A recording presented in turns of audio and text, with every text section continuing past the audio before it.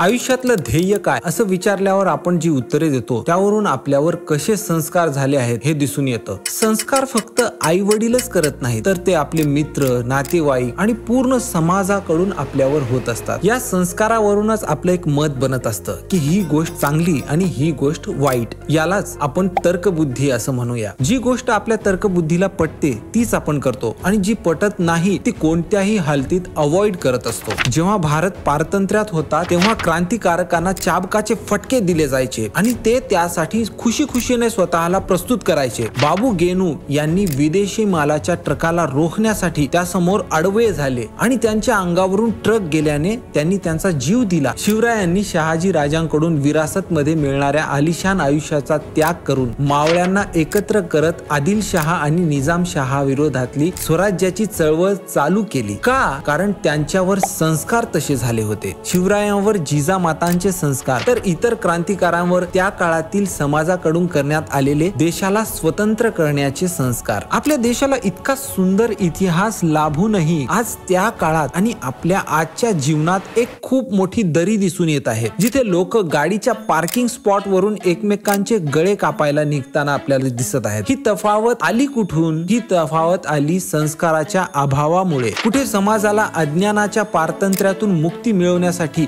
स्वतःचा जीव पणाला लावण्याचे संस्कार आणि आज तुला हवं तितकं मिळव, आणखी त्यापेक्षा जास्त दुसऱ्याचं ओरबाडून घे असं सांगणारे संस्कार। हे संस्कार आजच निर्माण झाले का? तर नाही। या विचार प्रवृत्तीमुळेच तर आदिलशहा, निजामशहा आणि इंग्रजांचं क्रूर शासन निर्माण झालेलं होतं। मग आजच्या समाजात आपण स्वतःत असे काही बदल करू शकतो का की जेणेकरून आपणही शिवरायांसारखी किंवा इतर क्रांतिकारांसारखी क्रांती घडवून आणू शकू? याविषयीच आपण आज बोलणार आहोत। नमस्कार, माझं नाव ओमकार डांगे आणि स्टोइक विचार मध्ये तुम्हा सगळ्यांचं स्वागत आहे।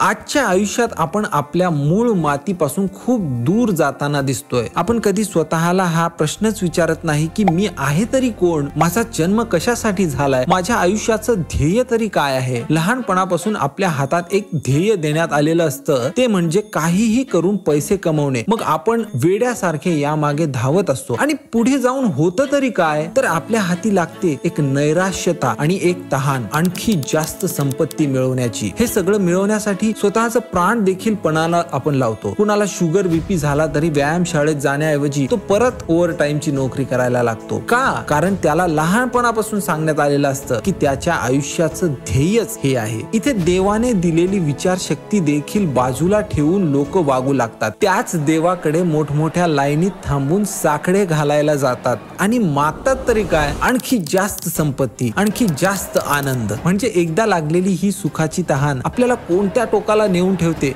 पाहताय ना? यात करायचं तरी काय? मग माझ्या आयुष्याचं ध्येय तरी काय असावं? माझ्या लेकरा बाळांना संपत्ती, ऐश्वर्य मिळावं हे मागणं चुकीचं आहे का? यासारख्या प्रश्नांची उत्तरे मिळवण्यासाठी तुम्हाला आधी स्वतःला ओळखावं लागेल। तुमचं आयुष्यातलं ध्येय हे एक चांगला व्यक्ती बनणे आणि अशा गोष्टी करणे ज्याने सगळ्यांचं हित होईल हे असलं पाहिजे। आपल्या लेकरा बाळांसाठी ऐश्वर्य मागण्यापेक्षा त्यांना खऱ्या आयुष्याचं दर्शन घडवलं पाहिजे। प्रत्येक पावलावर त्यांना सांगण्यात आलं पाहिजे की खरं सुख हे बाह्य गोष्टींकडून म्हणजेच संपत्ती किंवा प्रसिद्धी मिळवणे याकडून मिळणार नाही, तर आंतरिक समाधानातून, जसं की संयम, धाडस, न्याय आणि ज्ञान यातून मिळत असतं। याच्याशी संबंधित आपला पुढचा मुद्दा आहे, तो आपण पाहूया।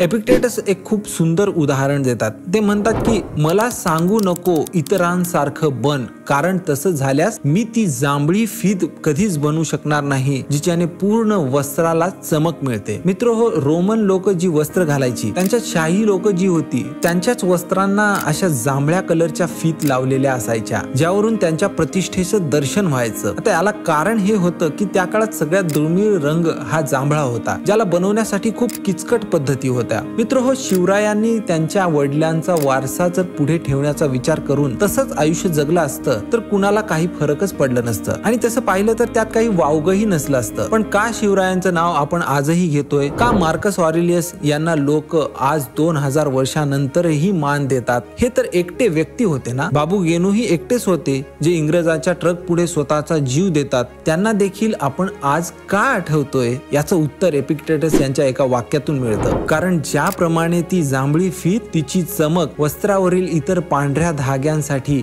एक उदाहरण बनून जाते. आता ह्या सगळ्या गोष्टी ऐकून आपल्याला साहजिकच एक प्रश्न पडू शकतो की आम्हीही लगेच आमचा जीव पणाला लावायचा का? तर असं करायचं नाहीये मित्रो. आपल्याला आपलं आयुष्य जर सार्थक करायचं असेल तर त्यासाठी स्वतःला कठोर प्रशिक्षणातून न्यावं लागेल. ज्याप्रमाणे भारतीय सेना युद्धात उतरण्याआधी एका ट्रेनिंग मधून जाते, अगदी त्याचप्रमाणे आपल्याला आपल्या मनाला तशा ट्रेनिंग मधून न्यावं लागेल. प्रत्येक पावलावर आपल्या विचारशक्तीला काय पटतंय हा प्रश्न विचारून त्यानुसार कठोर पावले उचलता आली पाहिजेत.